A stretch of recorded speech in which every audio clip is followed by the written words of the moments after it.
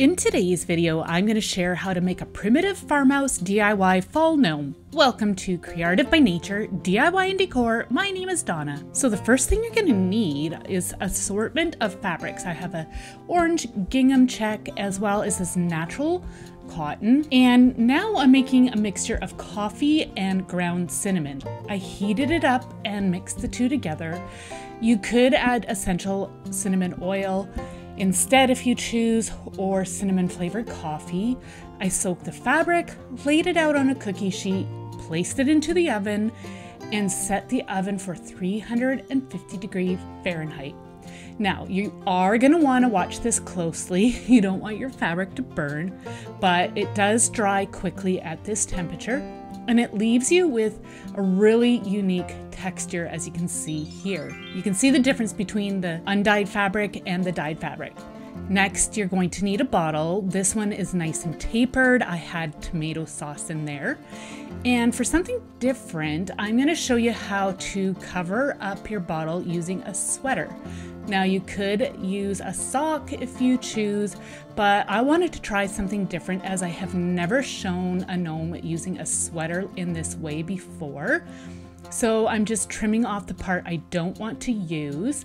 And now I'm rolling the sweater over my bottle, and then I'm gonna cut the amount out that I need. And I'm making sure that I have a top portion that is taller than our bottle, and that gives us plenty of room to work with.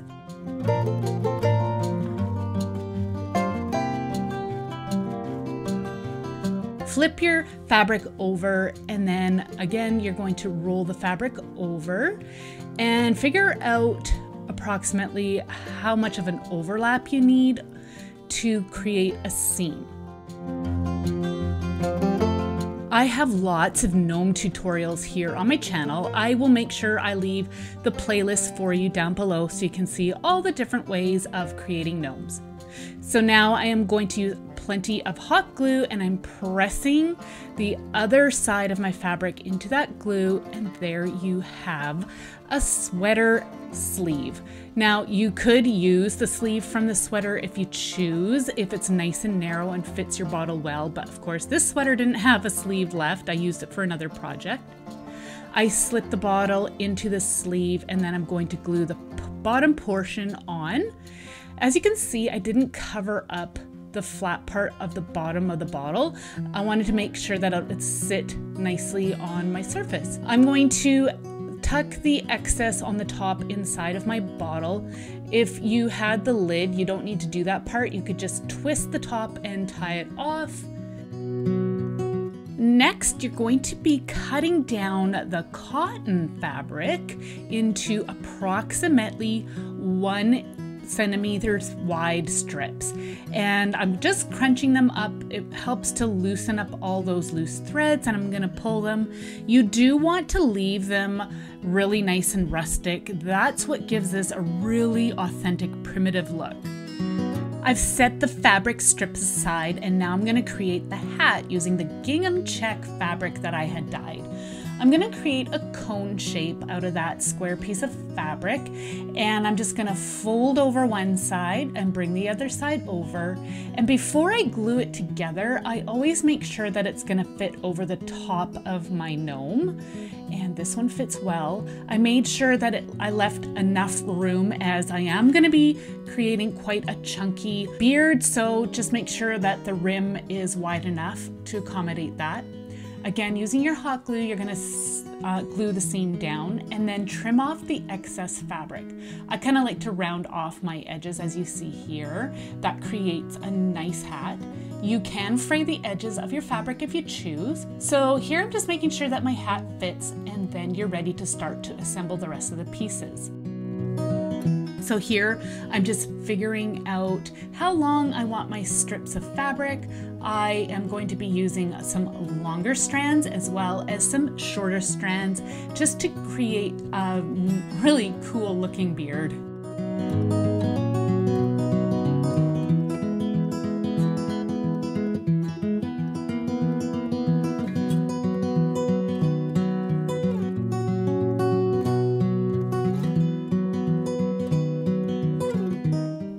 So I place some of the strands on just to make sure I have enough cut out, and then I slip the hat over just to make sure there was enough room to accommodate all the fabric pieces. Now I am going to be adding a strip of glue and placing my fabric into the glue. Make sure that your seam is on the back side. Here I made that mistake, so I just removed some of my strands there, and continue to add some glue and press your fabric ends in there. Here I am using a box just to help stabilize my gnome base, and I'm just going to continue to apply some glue and apply the fabric strips and press that into my glue.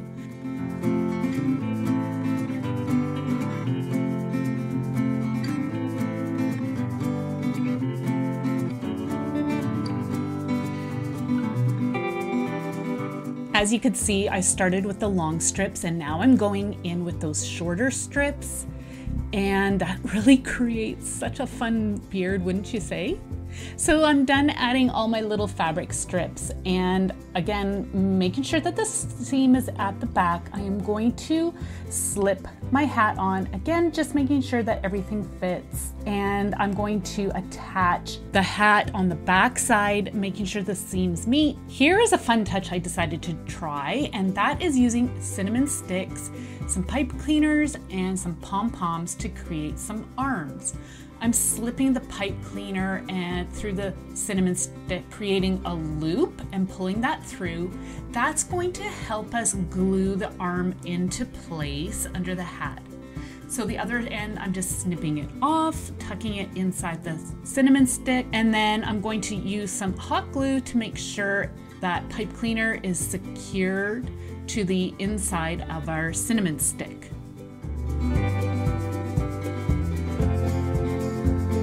Here I am going to attach the pom-pom, again just using a dab of hot glue on the opposite end. Then I am going to figure out the placement for our arm underneath the hat, as you will see here.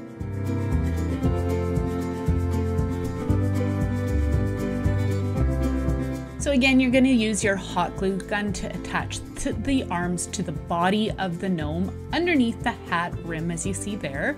Do the same thing for the other side. You could use rolled fabric pieces as arms instead, but cinnamon is just such an authentic look for the primitive farmhouse style. So now for the nose, I have this 1-inch size drawer pull that I thought would be perfect for this gnome. I usually use a smaller wood bead, but with the thick chunky beard, I knew a large nose would work well. So I added some hot glue and placed the nose into place underneath the hat rim. And then I'm going in and continuing to add some hot glue to make sure the hat is secure all the way around.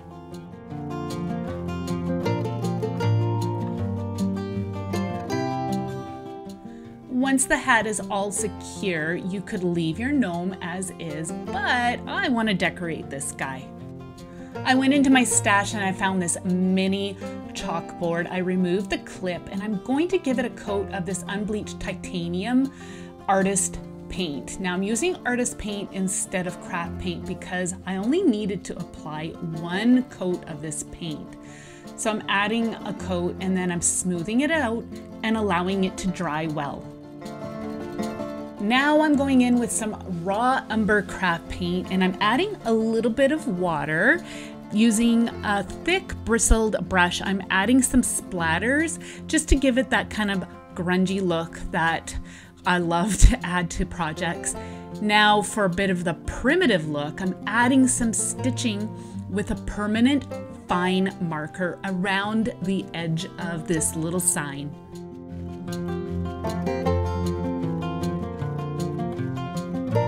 To finish this sign off, I am going to be using these fall rub-on transfers that I found from Dollar Tree. They are absolutely gorgeous. So I'm just going to cut out the pieces that I wanted to use on my little sign. This one says Hello Autumn, and then I'm just cutting out some of the smaller embellishments.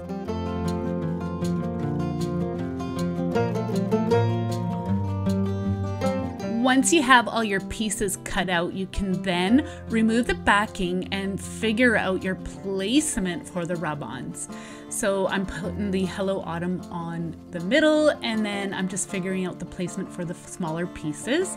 Once you have an idea, you can then use your craft stick and rub over the top of that protective film, and that will transfer this rub-on onto your surface.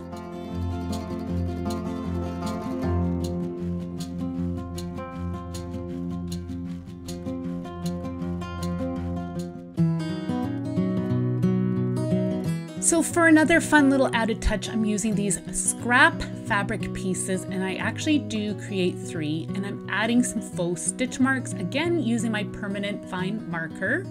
You can see that this fabric is nice and frayed on the edges, and then I am going to apply them onto the hat using some hot glue. It will create a patch look on our hat.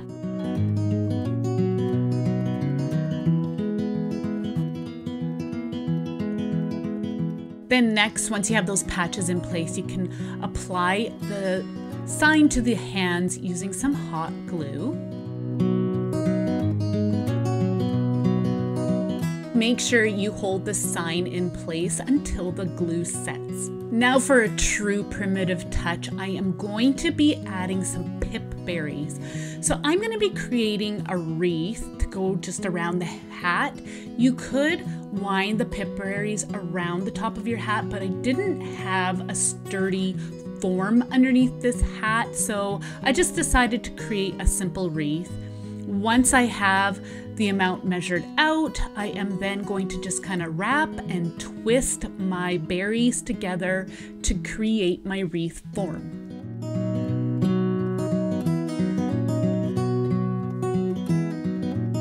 Once I have the form complete, I'm going to slip it over the hat, flip it over, and add some hot glue just to the back side to help hold that wreath into place. And then I'm going to go in and just stretch and pull out the berries, and it's ready to go on display. This primitive country farmhouse gnome turned out so well. He's going to look great in my fall decor.